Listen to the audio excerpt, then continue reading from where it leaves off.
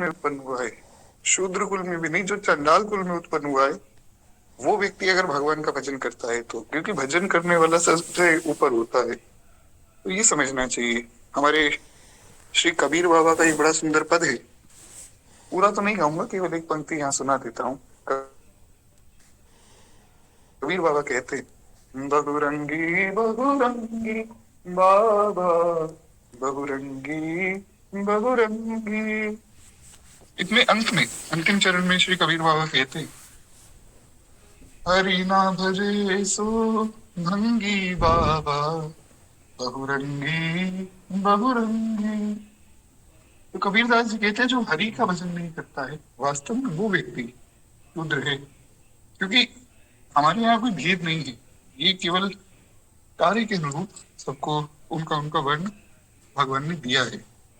उसमें कोई ऊंचा नीचा का भेद नहीं करना चाहिए, विशेष रूप से वैष्णवों में, क्योंकि वैष्णव अपराध लगता है। तो खैर, इस प्रकार से हमने जो है कल की कथा में श्री सूत जी महाराज और श्री सुखदेव जी महाराज का, क्षमा चाहूंगा, श्री कृष्ण भगवान का चरित्र हमने सुना था।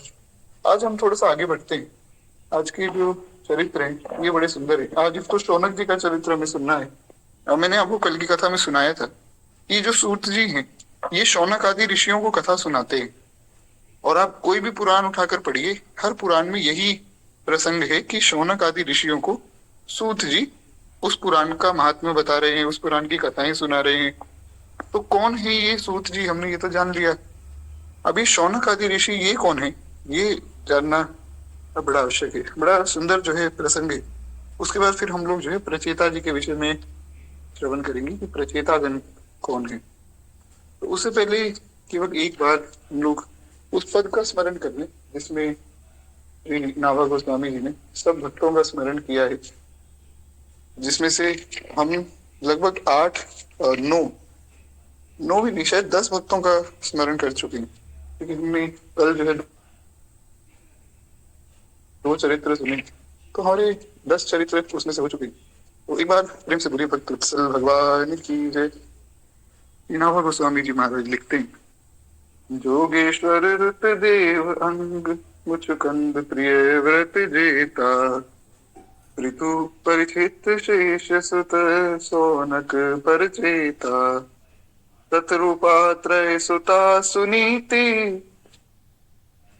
सती मंदालस यज्ञ पत्नी ब्रज नारी की, केशव अपनी बस ऐसे नर नारी जित, तिनके ही गाऊं जस, पद पंकज बाँचो सदा, जिनके हरि नित उर बसे, पद पंकज बाँचो सदा, जिनके हरि नित उर बसे।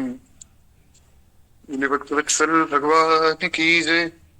तो खैर, बड़ा सुंदर जो है आज का प्रसंग है। तो श्री शौनक जी के विषय में श्री नाभा गोस्वामी जी महाराज लिखते हैं, कहते हैं कि ये नैमिषारण्य के 88,000 ऊर्ध्वरेता ब्रह्मवादी ऋषियों में प्रधान ऋषि हैं। शौनक जी कौन है? जो नैमिषारण्य में 88,000 ऋषि रहते हैं, उनमें ऊर्ध्वरेता ब्रह्मचारियों में भी प्रधान ये हैं। नैमिषारण्य बड़ा ही पवित्र तीर्थ है। नैमिषारण्य महाराज इतना अद्भुत तीर्थ है कि वहां केवल तप ही तप, वहां की हवा में भी तप है महाराज। तो बड़ा अद्भुत है नैमिषारण्य। और हम हमारे दादा गुरुदेव भगवान का चरित्र भी साथ में सुन रहे हैं। तो उसमें भी हमने सुना कि श्री दादा गुरुदेव भगवान का भी जन्म या उनका प्राकट्य वो भी नैमिषारण्य तीर्थ में ही हुआ। अद्भुत है। गोस्वामी जी ने भी इसकी बड़ी महिमा गाई है। तीर्थ वर नैमिष विख्याता, अति पुनीत साधक सिद्धिदाता। गोस्वामी जी रामचरितमानस में कहते हैं कि तीर्थों में श्रेष्ठ है नैमिषारण्य। और इतना अद्भुत है कि ये अति पुनीत साधक सिद्धिदाता, जो भी साधक वहां जाते हैं उनको सिद्धि सहज ही प्राप्त हो जाती है। तो ये जो नैमिषारण्य है, कहते हैं इस नैमिषारण्य में 88,000 ऋषि रहते हैं। कौन से ऋषि? जो ऊर्ध्वरेता ब्रह्मवादी। ऊर्ध्वरेता ब्रह्मचारी कौन होता है? ऊर्ध्वरेता ब्रह्मचारी वो होते हैं, प्रत्येक मनुष्य में जो वीर्य की गति है वो नीचे की ओर होती है, पर ऊर्ध्वरेता ब्रह्मचारी वो है जो अपने ब्रह्मचर्य के बल से अपने वीर्य की गति ऊपर की ओर कर देते हैं, तो उससे जो है उनका बल बहुत बढ़ जाता है। जैसे हमारे नारद जी, श्री हनुमंत लाल जी, श्री भीष्म जी, सनकादिक जी, आप देखिए कितनी बुद्धि, कितना बल, कितना जो है भजन में निष्ठा है इन सबकी, क्योंकि ये ऊर्ध्वरेता ब्रह्मचारी है। तो ये वीर्य की शक्ति से जो है इनको बल मिलता है। हालांकि ये तो सब भागवत जन है, तो वैसे ही भागवतिक बल लेकर बैठे हैं। पर वैसे भी देखा जाए तो जितने भी ऊर्ध्वरेता ब्रह्मचारी हैं, सब बहुत ख्याति प्राप्त भी हैं और सब बहुत बलवान भी हैं। तो इस प्रकार से ये जो शौनक आदि ऋषि हैं, ये भी सब ऊर्ध्वरेता ब्रह्मचारी हैं। और इनमें से प्रधान है श्री शौनक जी। कहते हैं भृगु वंश में उत्पन्न होने से भार्गव और शुनक के अपत्य होने के कारण इनका नाम शौनक पड़ा।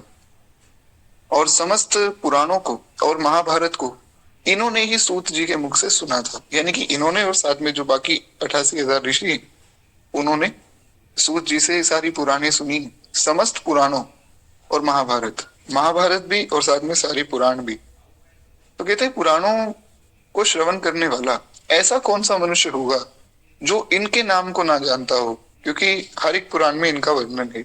आपने भी यदा कदा कहीं ना कहीं किसी न किसी कथा में अवश्य इनका नाम सुना होगा। तो कहते हैं महाराज कि समस्त पुराणों में शौनक उवाच पहले ही आता है, इनके पहले प्रश्न यही करते हैं, फिर सूत जी उत्तर देते हैं।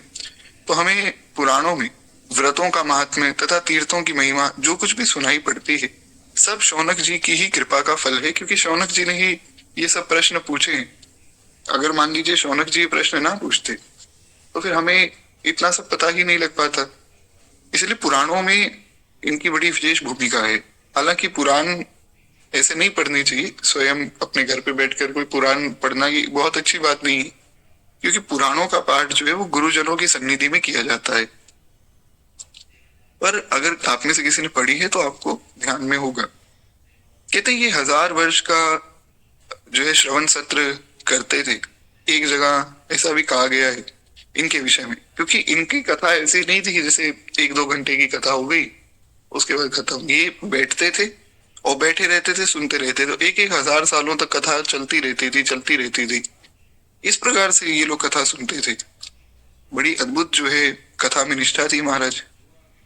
अब जैसे आप सब लोग यहाँ विराजमान है, कथा में तो आपकी भी बड़ी अद्भुत निष्ठा है। मैं आज क्षमा चाहूंगा, मैं थोड़ा लेट हो गया। मैं कई बार ऐसा लेट हो जाता हूँ, क्योंकि क्या है मंदिर में ध्यान नहीं रहता समय का, तो आप लोग फिर भी जुड़ जाते हैं।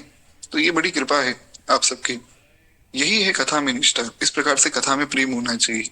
तो ये लोग भी 1000 साल तक बैठे रहते थे, आराम से सुनते रहते थे भगवान की कथा को। और जो जो कथा इन्होंने पहले सुन ली वो भी वापस पूछ लेते थे, ताकि हर एक मनुष्य का कल्याण हो सके। आप देखिए बहुत से पुराणों में ऐसी ऐसी बातें हैं जो वापस आई हैं। पद्म पुराण में और स्कंद पुराण में बहुत सी ऐसी बातें जो मिलती हैं।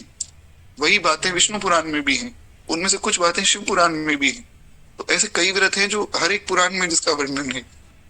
तो फिर भी ये लोग जो है उसमें से प्रश्न पूछते हैं। कहते हैं कलिमात मागत आज्ञा क्षेत्रे अस्मि वैष्णवे वयम। कहते हैं कि कलयुग को आया देखकर हम सब ऋषि इस वैष्णव क्षेत्र में भगवान की कथाओं का आनंद लेते हुए आसीना दीर्घ सत्रेण कथायाम सक्षणा हरे। कहते महाराज हम सब वैष्णव यहाँ भगवान की कथाओं का आनंद लेते हुए दीर्घ काल का सत्र कर रहे हैं। ऐसा एक जगह पर वर्णन है, भगवान जाने कौन से शास्त्र का श्लोक है, पर यहाँ लिखा हुआ है, सो मैंने पढ़ दिया।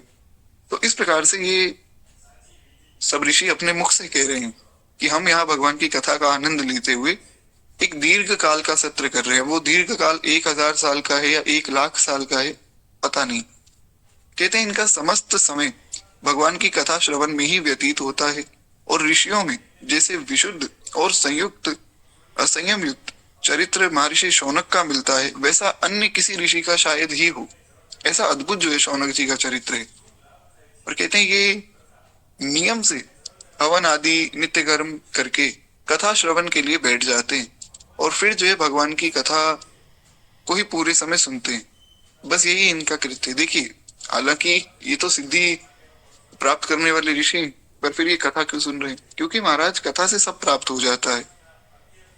विमल कथा करि कीन आरंभा, सुनत न सावहि काम मद दंभा। श्री गोस्वामी जी ने कहा कि ये कौन सी कथा है?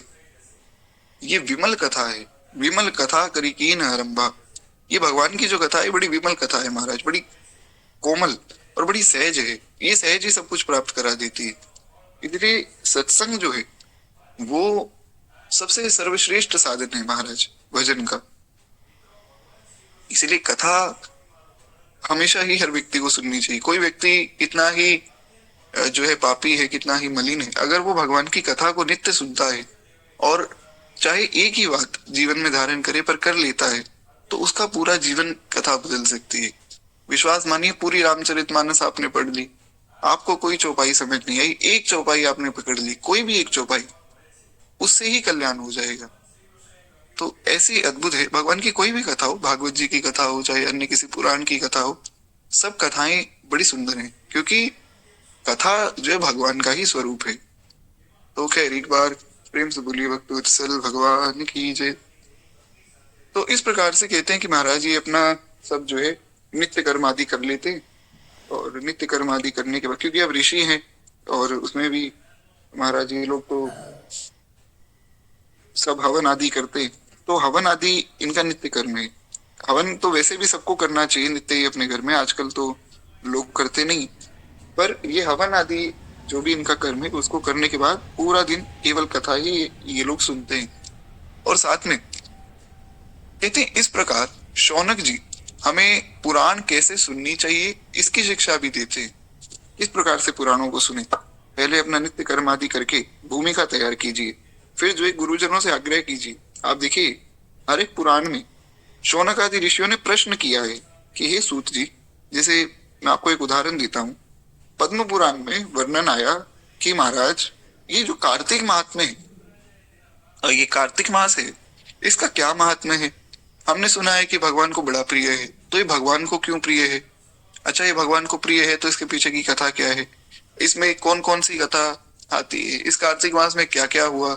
इस कार्तिक मास को कैसे इसका व्रत पालन करना चाहिए? व्रत में क्या क्या नियम है? व्रत में क्या क्या त्याग करना चाहिए? क्या क्या जी ग्रहण करना चाहिए? व्रत कितने दिन का करना चाहिए? स्नान किस प्रकार करना चाहिए? हर एक बात में ही प्रश्न पूछ रहे हैं। तो प्रश्न ऐसा हो जो भगवान की कथा को शुरू कर दे, ये बड़ा एक सुंदर भाव है। श्री सरस्वती पराम्बा माता पार्वती ने भी ऐसा ही प्रश्न किया। माता पार्वती ने भगवान शंकर से पूछा, प्रभु मैंने सती रूप में तो भगवान का अपमान कर दिया, मुझसे बहुत बड़ी गलती हो गई। हमने सुना था ना कि सती माता ने कहा कि मैं तो देख कर आऊंगी ये कैसे भगवान है जो अपनी पत्नी के विरह में रो रहे, और सती माता चली गई। तो वे परीक्षा लेने गई और यहाँ भोले बाबा आराम से बैठ के नाम जप कर रहे हैं। तो वो चौपाई मुझे थोड़ी सी विस्मृत हो रही। गोस्वामी जी उसमें लिखते, हाँ, हो सोई जो राम रचि राखा, को करि तर्क बढ़ावे शाखा, अस कही लगे जपन हरि नामा, सती गई जहाँ प्रभु सुख धामा। तो भोले बाबा बैठ गए पेड़ के नीचे अपना आनंद से जो है राम नाम का जप कर रहे हैं, और सती माता वहां गई जहाँ श्री ठाकुर जी पूरी परीक्षा ली।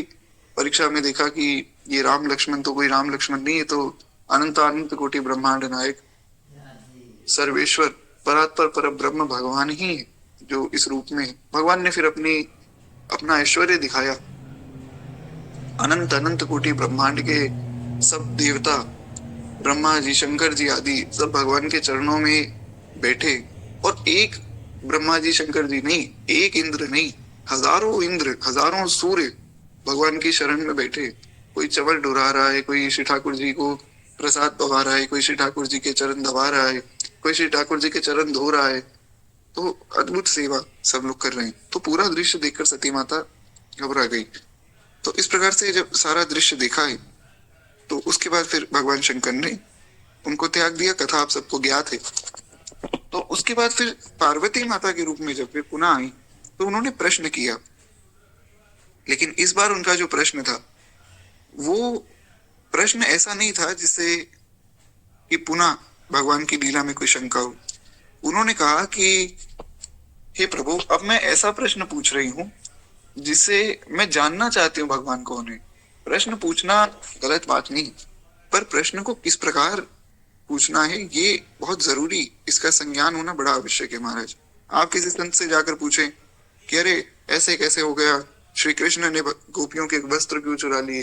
अरे भैया, वो श्री कृष्ण है और तुम एक साधारण मनुष्य हो, क्या तुम अपनी बुद्धि से वो लीला समझोगे?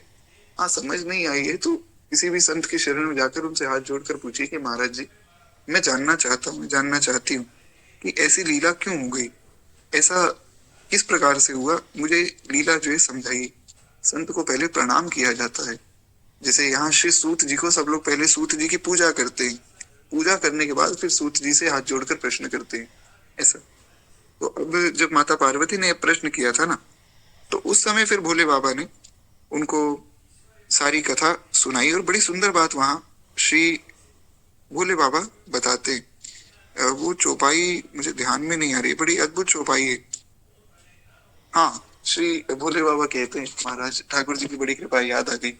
भोले बाबा कहते हैं, धन्य धन्य गिरिराज कुमारी, तुम समान नहीं को उपकारी। कहते हैं कि हे गिरिराज कुमारी, हे पार्वती, तुम धन्य हो, धन्य धन्य गिरिराज कुमारी। तुम धन्य हो क्यों? क्योंकि तुम्हारे समान कोई उपकारी नहीं। प्रभु वो कैसे? मैंने तो एक प्रश्न ही पूछा है, मैंने क्या उपकार कर दिया आप पे? भगवान शंकर कहते हैं कि तुमने मेरे ऊपर बहुत बड़ा उपकार किया है, तुमने प्रश्न पूछा तो मुझे भगवान की कथा याद आई, अब मैं वो तुम्हें सुनाऊंगा। तो इससे क्या है कि हम केवल भगवान की कथा की ही चर्चा करेंगे। तो प्रश्न ऐसा हो जिससे कथा शुरू हो। एक मैं आपको और अंदर की बात बता देता हूँ। एक बड़ा जो गहरा सूत्र है इस चौपाई में, हालांकि ये सब सूत्र तो बहुत विस्तृत है, इतना हमारे पास समय नहीं है चर्चा करने का, पर एक सूत्र मैं कह दूं, एक बार प्रेम से बोलिए भक्त वत्सल भगवान की जय। देखिए, हमारे शास्त्रों में वर्णन है कि किसी भी एक शब्द को जब कोई व्यक्ति 3 बार बोलता है ना, तो इसका मतलब है कि वो निश्चय करके बैठा है कि ये काम तो होगा ही होगा। ये बहुत ध्यान से समझिएगा, बड़ा गंभीर सूत्र है। तो वो निश्चय कर लेता है कि महाराज ये काम तो निश्चित रूप से होगा, तो वो 3 बार बोलता है। जैसे भगवान ने व्रत लिया कि मैं अपने भक्त की रक्षा करूंगा, तो भगवान ने 3 बार कहा कि मैं, जो मेरी शरण में आकर कह देगा हे नाथ, हे मेरे नाथ, मैं आपका हूँ, मैं उसकी रक्षा करूंगा, करूंगा, निश्चित रूप से करूंगा। भगवान ने कहा मेरे भक्त का पतन नहीं होता, तो ये भी 3 बार कहा। कौनते या प्रति जानाति न मे भक्त्या प्रणश्यति, एक बार यहाँ कहा। फिर आगे चल के भगवान कह रहे हैं अनन्या चिंतयन्तो माम ये जना पर्युपासते तेषां नित्यविक्तानां योगक्षेमं वहाम्यहम्। फिर यहाँ कहा। फिर 18वें अध्याय में पहुंच गए, फिर वहां कह दिया सर्वधर्मान् परित्यज्य मामेकं शरणं व्रज अहं त्वां सर्व पापेभ्यो मोक्षयिष्यामि मा शुचः।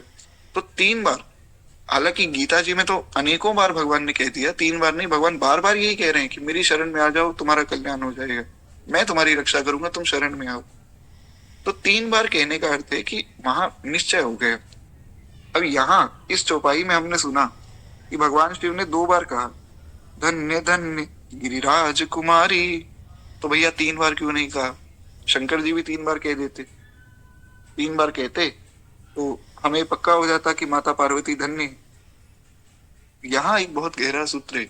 यहाँ जो है उन्होंने रामचरितमानस की शुरुआत की है, क्योंकि यहाँ प्रश्न पूछा माता पार्वती ने, इसके बाद जो रामचरितमानस की शुरुआत हुई। भगवान शंकर ने फिर मंगलाचरण किया, मंगल भवन मंगल हारी इंद्रभवन सुदशरथ अजिर बिहारी।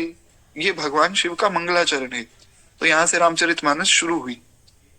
उसके बाद जब पूरी रामचरितमानस सुना दी, अंत में भगवान शंकर ने पुनः कहा कि हे गिरिराज कुमारी तुम धन्य हो। वहां 1 बार कहा है, यहाँ 2 बार, वहां 1 बार, तो मिलाकर कह दिया 3 बार। तो पूरी कथा सुनने के बाद भगवान शंकर ने कहा कि अब जो है तुम पूर्ण रूप से धन्य हुई। तो एक बड़ा गहरा सूत्र है। तो यहाँ से एक आशय लेना है, माता पार्वती तो भगवती, वे तो धन्य है ही, लेकिन हमें ये समझना है कि भैया हमारा जीवन धन्य कब बनेगा? जब हम भगवान की कथा सुनेंगे। कथा सुनने के बाद ही जीवन सार्थक होता है। तो खैर, एक बार प्रेम से बोलिए भक्त वत्सल भगवान की जय। ये मानस जी के सूत्र बड़े अद्भुत है, पर क्या है कि थोड़ा हमें समय की मर्यादा में चलना है, तो इसको प्रणाम करके हम आगे बढ़ते हैं। तो इस प्रकार से ये जो शौनक आदि ऋषि है ना, ये भी ऐसे ही प्रश्न करते हैं कि हम जितने प्रश्न हो सकते हैं सारे पूछ लेते हैं कि हमें ज्यादा से ज्यादा जो है भगवान की कथा सुनने को मिले। तो अब आगे श्री नाभा गोस्वामी जी वर्णन करते हैं कि महाराज भगवत चरित्र सुनकर कैसा अनुमोद करना चाहिए, कथाओं में किस प्रकार एकाग्रता रखनी चाहिए और समय का कैसा सदुपयोग करना चाहिए, ये समस्त बातों की शिक्षा हमें शौनक जी के चरित्र से मिलती है। तो इस प्रकार से शौनक जी का चरित्र जो है पूर्ण होता है। अब हम आगे बढ़ते हैं, श्री प्रचेतागण, इनका चरित्र भी हम लोग श्रवण करें। कहते हैं महाराज महाराज पृथु के वंश में बहिषर्द नाम के एक महानुभाव राजा हुए। पृथु जी के ही वंश में, पृथु जी कौन है इस पर हम पहले भी चर्चा कर चुके हैं, हमने परसों भी चर्चा की थी पृथु जी के चरित्र में, और भगवान के 24 अवतारों में भी हमने श्री पृथु महाराज की चर्चा की थी। आशा करता हूँ आप लोगों को सब कुछ याद होगा। तो ये जो पृथु जी, इनके वंश में एक बहिषर्द नाम के एक राजा हुए। कहते हैं वे प्रजा का नीति पूर्वक पालन करते, यज्ञ आदि के अनुष्ठान रूप से कर्म कांड में तथा प्राणायाम आदि जो है योग अभ्यासों में पारंगत थे, परम पुण्यवान व्यक्ति थे। अब मैं यहाँ एक बात स्पष्ट कर दूं, यहाँ जो प्राणायाम कहा है ना, वो प्राणायाम नहीं है जो एक्सरसाइज हम करते हैं, वो नहीं। एक प्राणायाम दूसरा होता है जिसमें आचमन प्राणायाम आदि की पूरी विधि होती है, उससे क्या शरीर पवित्र हो जाता है। फिर जैसे मान लीजिए आप कोई नाम जप आदि कर रहे हैं, माला पे गुरु मंत्र मिला है वो जप रहे हैं, या मुख्य रूप से गायत्री मंत्र आदि का जप कर रहे हैं जिनको अधिकार है, तो उससे पहले वो किया जाता है। हवन आदि से पहले भी आचमन प्राणायाम किया जाता है। तो यहाँ उस प्राणायाम की बात हो रही है कि ये प्राणायाम आदि सब क्रियाओं में, कर्म कांड में बहुत ही पारंगत थे, और साथ में बड़े ही पुण्यात्मा, बड़े ही धर्मात्मा राजा थे। अपनी प्रजा का भी खूब अच्छे से जो है ये पालन करते थे। कहते हैं उन्होंने जहां एक यज्ञ किया उसके समीप ही दूसरे यज्ञ किए, और दूसरे के समीप तीसरे, और तीसरे के समीप चौथे। तो इस प्रकार से जो है उन्होंने महाराज काफी यज्ञ किए, और उन्होंने इस प्रकार से खूब यज्ञ करके और यज्ञों का एक तांता सा लगा दिया, यानी कि ऐसे मेला होता है ना, मेला, तो ऐसा यज्ञों का मेला लग गया। एक यज्ञ किया, फिर साथ में दूसरा, फिर तीसरा, फिर चौथा, ऐसे ही यज्ञ करते चले गए। तो कहते हैं जिससे ये सारा भूमंडल एकदम, हाँ, यज्ञ की सुगंध से आच्छादित हो गया, और यज्ञ मंडप ही बन गया। ऐसा लग रहा था कि मानो पूरी धरती एक यज्ञ मंडप है। और इससे ही प्राचीन वरही नाम से ये प्रसिद्ध हो गए, तो इनका नाम पड़ गया प्राचीन वरही। और इन्होंने देवादिदेव श्री ब्रह्मा जी के कहने से समुद्र की शत्रुपी, शत्रुपी, ये भगवान जाने क्या होता है, पर क्या है, तो समुद्र जी की एक कन्या, अच्छा क्षमा चाहूंगा, एक यहाँ पर कन्या का नाम है शत्रुति। तो शत्रुति से इन्होंने फिर विवाह किया ब्रह्मा जी के कहने से। समुद्र जी की कन्या जी थी, इनका नाम तो मैंने भी प्रथम बार सुना है। तो मुख्य रूप से ब्रह्मा जी ने इनको आज्ञा की, तो इन्होंने उनसे विवाह कर लिया, तथा उसके द्वारा इनको जो है प्रचेता नाम के 10 पुत्र उत्पन्न हुए। ये जो 10 प्रचेता है ना, आगे चल के इन्हीं के वंश में, मैंने कल भी बताया था, श्री वाल्मीकि महर्षि इन्हीं के वंश में उत्पन्न हुए। प्रचेता सोहम दशम पुत्रो राघव नंदनम, श्री वाल्मीकि महर्षि ने अपना परिचय देते हुए ये वाल्मीकि रामायण में कहा है। तो कहते हैं कि इनके ही आगे 10 पुत्र हुए जिनका नाम प्रचेता पड़ा। कहते हैं ये सब के सब भगवान की आराधना रूप में जो है प्रतिष्ठित थे। और ये जब वयस्क हुए तो पिता ने, मतलब बड़े हुए तो महाराज इनके पिता ने इन्हें विवाह कर संतान उत्पन्न करने की आज्ञा दी। भगवान के अनुग्रह के बिना उत्तम संतान का होना बड़ा कठिन है, यह सोचकर वे भगवान की प्रसन्नता के निमित्त तप करने के लिए पश्चिम दिशा की ओर चल दी। तो इन्होंने कहा कि हम तो महाराज अब तपस्या करेंगे, हम यहाँ नहीं रहेंगे। तो ये लोग चल दिए, और जब चले तो चलते चलते समुद्र के समीप उन्होंने समुद्र से कुछ ही छोटे एक सरोवर को देखा, जिसका जल सत्पुरुषों के अंतःकरण के समान एकदम निर्मल था, और जिसमें रहने वाले मत्स्य कश्यप आदि प्राणी बड़े शांत थे। एक छोटा सा सरोवर दिखा जिसमें सब प्राणी बड़े प्रेम से रहते थे, और जल भी बड़ा सुंदर था। तो वहां मृदंग और झांझ आदि बजाते हुए साथ में जो है गंधर्वों का मनोहर गान हो रहा था, और उस दिव्य गान को सुनकर वे राजपुत्र परम विस्मित हो गए। इतने में ही उन्होंने देखा कि साक्षात देवादिदेव महादेव नंदीश्वर आदि सेवकों को लिए उस सरोवर से निकल पड़े। उन्होंने देखा कि महाराज शंकर जी जा रहे हैं, तो इनको तो बड़ा आनंद हो गया। तो ये देखकर राजपुत्रों ने भावपूर्वक उनको दंडवत प्रणाम किया है। भगवान शंकर भी उन राजपुत्रों को देखकर बड़े प्रसन्न हुए, और उन्होंने कहा कि हे राजपुत्रों, तुम जो है राजा प्राचीन वरही के पुत्र हो, और तुम्हारे मन में जो है भगवान की आराधना की बड़ी प्रबल इच्छा है। मैं ये सब बातें जानता हूँ। तुम्हारे ऊपर अनुग्रह करने के लिए ही मैं तुम्हें दर्शन देने के लिए आया हूँ। क्यों? शंकर भजन बिना नर भगति ना पावे मोह। भगवान ने कहा है, एक कहूं और गुप्त मत सब इन कहूं कर जोर। भगवान कह रहे हैं कि महाराज एक बड़ा गुप्त रहस्य है, एक बड़ी गुप्त बात है, और मैं हाथ जोड़कर सबको निवेदन कर रहा हूँ। ये बात भगवान कह रहे हैं कि मैं हाथ जोड़कर बड़ी गुप्त बात सबको निवेदन कर रहा हूँ। क्या? कि शंकर भजन बिना नर भगति ना पावे मोह। मेरी भक्ति बिना शंकर जी के भजन की नहीं मिलती। तो शंकर जी की कृपा होगी तभी तो भजन में मन लगेगा। इसीलिए पहले शंकर जी आ गए कि मैं तुम पर अनुग्रह कर देता हूँ, फिर तुम जो है आगे भगवान का भजन कर सकते हो। तो कहते हैं कि इसीलिए मैं यहाँ दर्शन देने भी आया हूँ। जो जीव भगवान वासुदेव की शरण में चला जाता है उससे बढ़कर मुझे कोई प्रिय नहीं है। जैसे भगवान मुझे बहुत प्रिय है, उसी प्रकार भगवान के भक्त भी मुझे प्रिय है। ये बड़ी विशेष बात है। अब देखिए, ये जो भक्तमाल है ये सब भक्तों का चरित्र है, और इस भक्तमाल से ही प्रेम किया श्री दादा गुरुदेव भगवान ने। आज हम उनका चरित्र भी सुनेंगे, और हम नित्य उनका चरित्र सुनते हैं। तो ऐसे अद्भुत महात्मा वे हुए कि ब्रजमंडल की विशिष्टतम विभूतियों में उनका स्थान है। कैसे? ये भगवान और भक्तों का आदर करने की महिमा है। भगवत भक्तों की बड़ी महिमा है महाराज। हम सुन ही रहे हैं भक्तमाल जी में इतने समय से। तो बड़ा अद्भुत जो है भगवत भक्तों का आदर सबको करना चाहिए।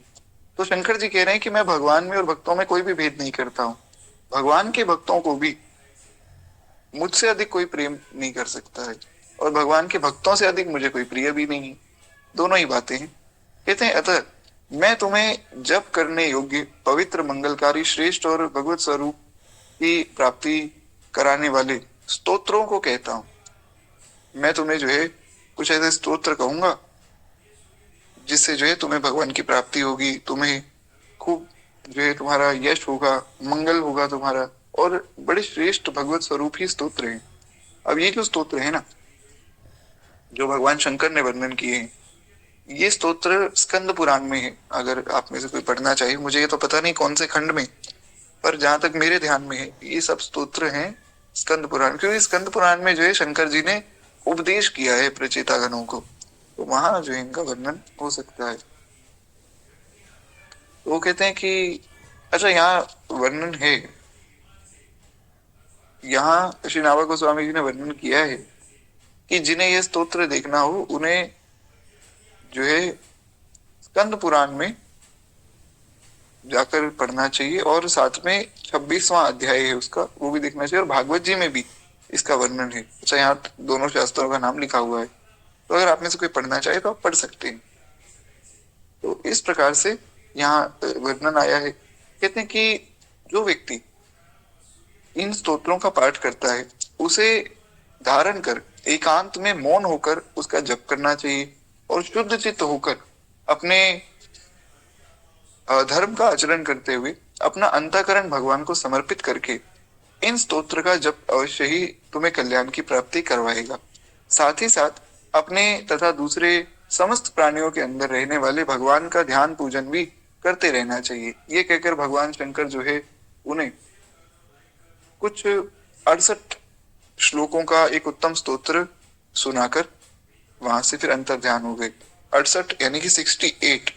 तो 68 श्लोक जो है भगवान शंकर ने सुनाई, ऐसा पूरा एक स्तोत्र सुनाया और उसके बाद फिर वे वहां से अंतर ध्यान हो गए। और बड़ी सुंदर एक शिक्षा दी है भगवान शंकर ने कि भैया भगवान के चरणों में पूर्ण अनुराग रख के तुम जो है इन स्तोत्र का पाठ करो, तुम्हारा निश्चित रूप से कल्याण होगा।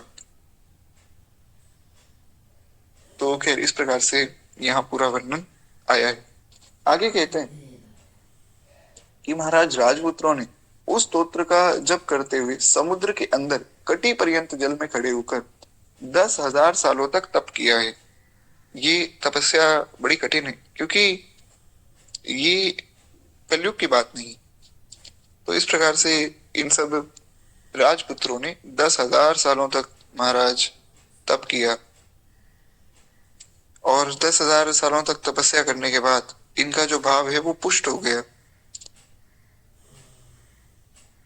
और कहते हैं भगवान श्री हरि की प्रसन्नता के लिए ही केवल ये लोग ये तप कर रहे हैं। और भगवान श्री हरि शुद्ध सत्वगुणी मूर्ति धारण करके अपने मन में अपनी कांति से उनके तप जनित क्लेश दूर करते हुए उनके समीप प्रकट हुई। अब इनके मन में जो भगवान की मूर्ति बसी हुई थी ना, यानी भगवान की जो छवि जिसका ये ध्यान कर रहे थे, वही छवि बाहर भगवान जो है उसी रूप में प्रकट हुए। और प्रकट होकर भगवान ने कहा कि हे राजपुत्रों, तुम लोग बड़े ही प्रेम के साथ भगवद आराधन स्वरूप एक ही धर्म का आचरण कर रहे हो। तुम्हारे इस सखा भाव से हम बहुत प्रसन्न हैं, यानी कि तुम्हारा ये जो सख्य भाव है मेरे प्रति, मैं बड़ा प्रसन्न हूं।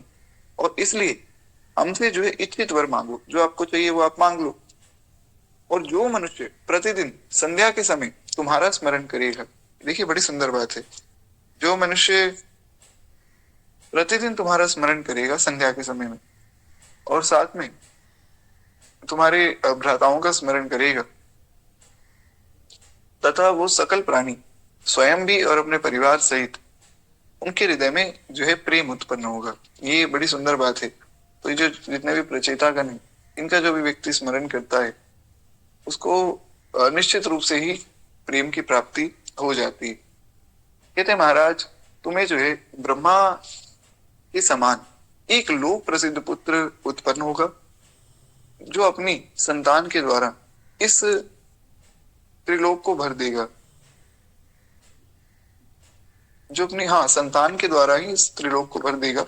भगवान के इन वाक्यों को सुनकर प्रचेतागण जो है कृतज्ञता से गदगद हो गए और उन्होंने भगवान की अनेक प्रकार से स्तुति की और बोले, प्रभु आप तो घट घट में व्याप्त हैं, आपसे कोई बात छिपी नहीं, आप तो सब जानने वाले हैं। अतः हमारे मनोरथ को भी आप भली भांति जानते हैं।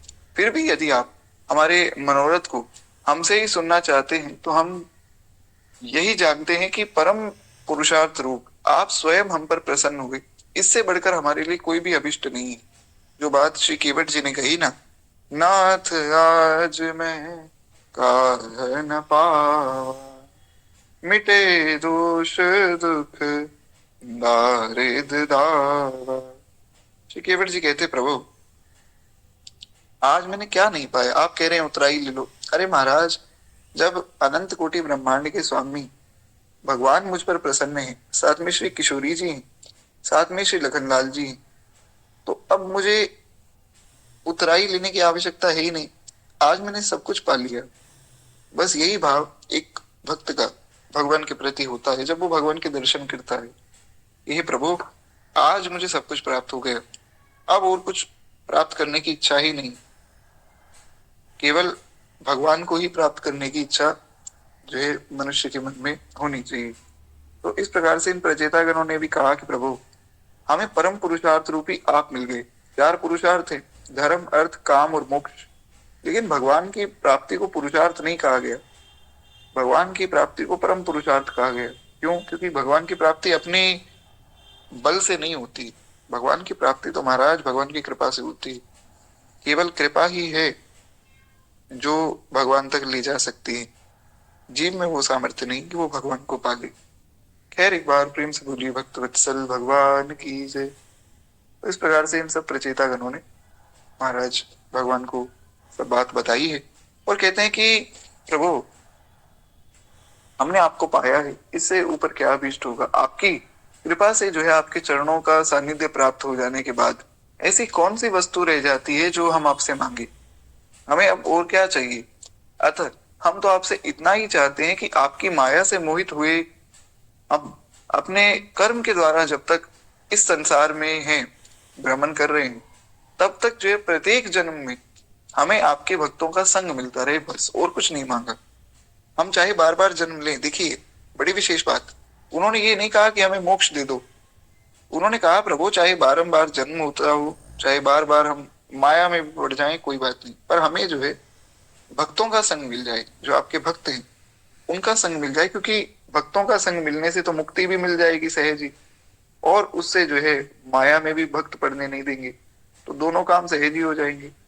इसलिए भगवान के भक्तों का संग भगवान से उन्होंने मांगा है। भगवान का भक्त बड़ा चतुर होता है महाराज। अगर कहते कि प्रभु हमें मुक्ति दे दो तो केवल मुक्ति मिलती, या फिर ये कह देते कि हमें माया से बचा लो तो माया से बचा लिया जाता, या फिर ये कह देते प्रभु हम जो है आपका खूब नाम कीर्तन आदि करें, ऐसी सामर्थ्य दो, तो केवल उतना ही मिलता। पर भक्तों का संग मांग लिया तो ये सब कुछ एक साथ ही मिल गया। तो इस प्रकार से जो है ये प्रचेतागण भगवान को रिझाते, भगवान ने प्रसन्न होकर फिर इनको इनके मनोवांछित वर भी दिए हैं। आगे नाभा गोस्वामी जी थोड़ी सुंदर बात लिखते हैं, कहते हैं कि महाराज इस प्रकार से इन्होंने सारी बात कही और कहते हैं सांसारिक भोगों की तो बात ही क्या प्रभु, साधु समागम के सामने हम स्वर्ग तथा मोक्ष को भी कुछ नहीं समझते हैं।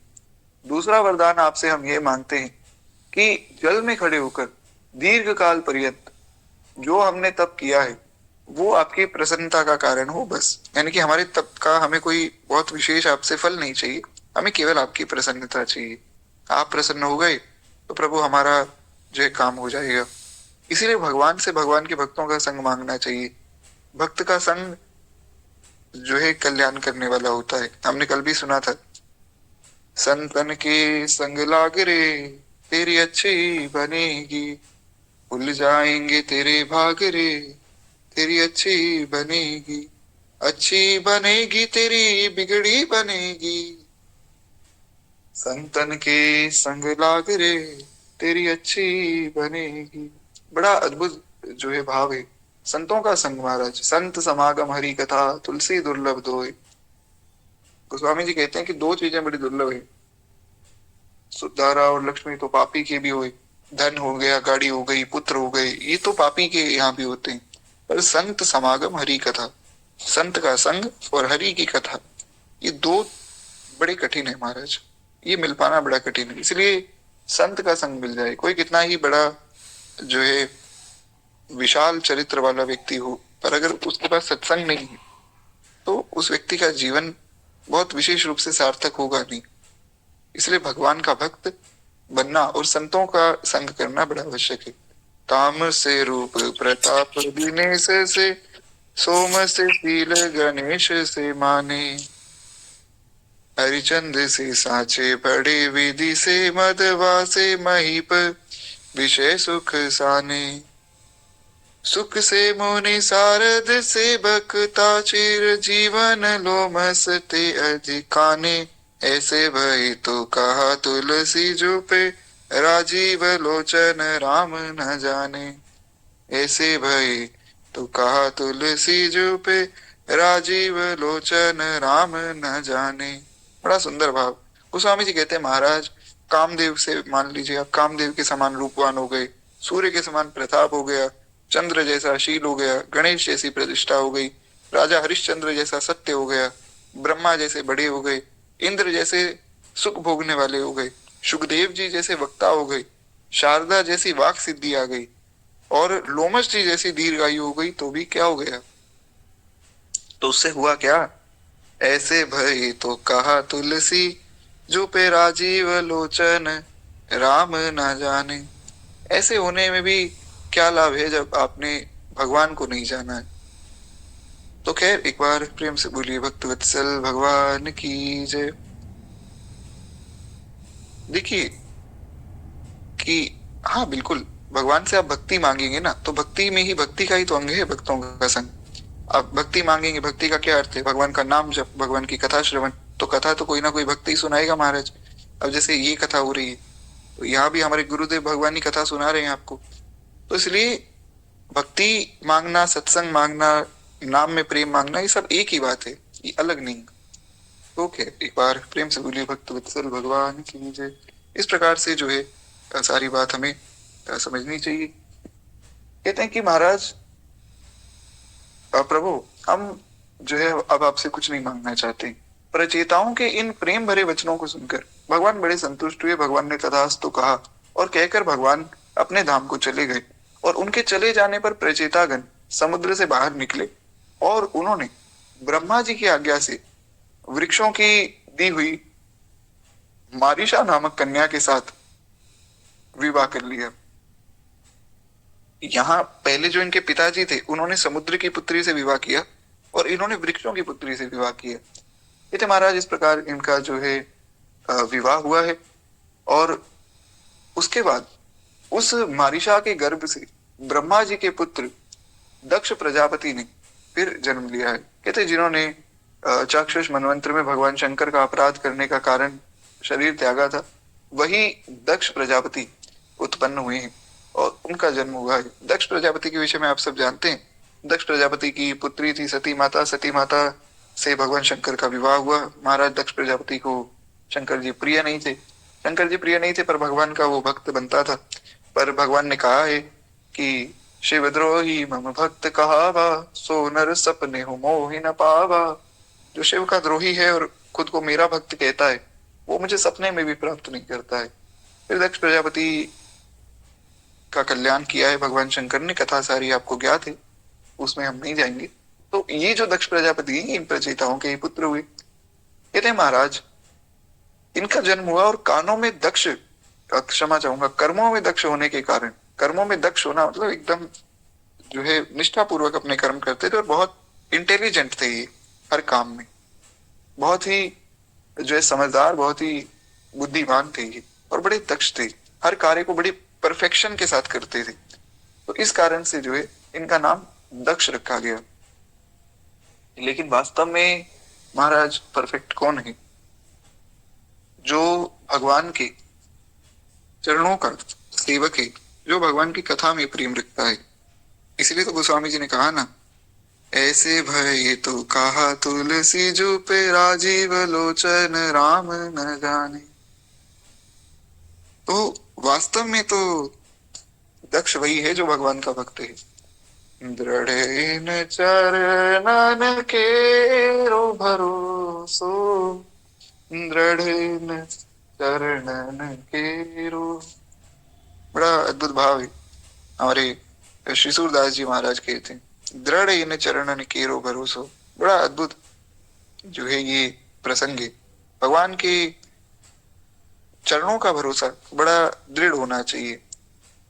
श्री वल्लभ नख चंद्र छटा बिन, सब जग माही अंधेरो, दृढ़ इन चरणन केरो भरोसो, दृढ़ इन चरणन केरो। तो खैर एक बार प्रेम से बोलिए भक्त वत्सल भगवान की जय। तो इस कारण से दक्ष प्रजापति थे तो बड़े दक्ष महाराज, पर भगवान के भजन में ये अच्छे से लगे नहीं थे। क्योंकि अगर आप भगवान के भजन में लगे हैं और आप शंकर जी का अपमान करते हैं, शंकर जी का क्या किसी का भी अपमान करते हैं, तो फिर आपका भजन कैसा है महाराज? अगर आप वैष्णव होकर किसी भी व्यक्ति का अपमान कर रहे हैं तो फिर ये कैसा भजन है? तो इस प्रकार से इस बात को समझना चाहिए। तो आगे जो है श्री नाभा गोस्वामी जी महाराज वर्णन करते हैं कि इस प्रकार से ये जो प्रचेतागण है इन्होंने भी भगवान से प्रार्थना की कि प्रभु हम जो है आपके भजन में लगे। पर ये जो दक्ष प्रजापति है ये अच्छे से समझ नहीं पाए सब बातों को। तो इन दक्ष प्रजापति का जन्म हुआ और इनका नाम जो है दक्ष रखा गया। कहते हैं आगे उन्होंने जब ब्रह्मा जी ने प्रजाओं की सृष्टि और रक्षा का कार्य के लिए उनको नियुक्त कर दिया, तो ये प्रचेतागण अपनी भार्याओं को अपने पुत्रों के अधीन छोड़कर फिर ये गृह त्याग करके वन को चल दिए। हमारे यहाँ ऐसी संस्कृति रही है भैया, अगर जो है किसी व्यक्ति के पिता की मृत्यु हो जाए तो ये उसकी एक जिम्मेदारी है और ये उसका कर्तव्य है कि वो अपनी माता की रक्षा करे। इसलिए जो है स्त्रियों का बड़ा संरक्षण हमारे यहाँ बताया गया। बचपन में जब एक स्त्री एक कन्या होती है तो उसके पिता उसका संरक्षण करते हैं। फिर जब विवाह हो जाता है तो जो उनके पति देव हैं वे उनकी रक्षा करते हैं। फिर विवाह होने के पश्चात अगर पति की मृत्यु हो जाए तो फिर जो बड़ा बेटा है उसका ये दायित्व है कि वह अपनी माता की खूब सेवा करे, माता की रक्षा करे हर प्रकार से। तो ऐसी सब बात शास्त्रों में आई है। तो यहाँ पर जो है ऐसा नहीं समझना चाहिए कि प्रचेतागण अपनी पत्नियों को छोड़कर चले गए, क्योंकि उनके पुत्र हैं रक्षा करने के लिए, इस कारण से फिर वे लोग वन चले गए और उन्होंने पहले की भांति पश्चिम दिशा के समुद्र तट पर ब्रह्म क्षत्रिय दीक्षा ग्रहण की और उसके बाद जो है आत्म विचार करने का संकल्प इन्होंने मन में किया है। देखिए जहां से इन लोगों ने शुरुआत की थी, क्योंकि पहले इन्होंने कहा था हम जो है भगवान का भजन करेंगे, विवाह आदि करेंगे नहीं, संसार के चक्कर में पड़ेंगे नहीं, तो अपना भजन करेंगे। पर भगवान की जो इच्छा है वो तो कुछ और है महाराज। तो इसलिए भगवान की जैसी इच्छा है उसको स्वीकार करना चाहिए, क्योंकि अंत में वैसा ही हो जाता है जिस काम के लिए हम चले थे। ये लोग भजन के लिए चले थे, परिवार जो है वृद्धि हुई, संतान हो गई, उसके बाद अंत में गए कहाँ, पुनः भजन के लिए लौट गए। तो इसलिए भगवान की इच्छा में अपनी इच्छा को मिला देना चाहिए। भगवान की इच्छा से सबका मंगल होता है महाराज। खैर एक बार प्रेम से बोलिए भक्तवत्सल भगवान की जय। तो इस प्रकार से फिर प्रचेतागण भगवान के भजन में लग गए और ये आत्म विचार इन्होंने किया कि हम कौन हैं, हमारा क्या स्वरूप है, आत्म साक्षात्कार किस प्रकार से भगवान का हो, ये सब बातें फिर ये विचार करने लगे। तदंतर वे प्राण मन वाणी और दृष्टि को वश में करके आसनों पर जो है विजय प्राप्त करके और मूलाधार चक्र से मस्तक पर्यंत सारे अंगों को शांत और स्थिर करके शुद्ध ब्रह्म में मन को लगाने का अभ्यास करने लगे। सरल सी बात इतनी है कि इन्होंने ऐसा अभ्यास किया कि भगवान में मन लग जावे।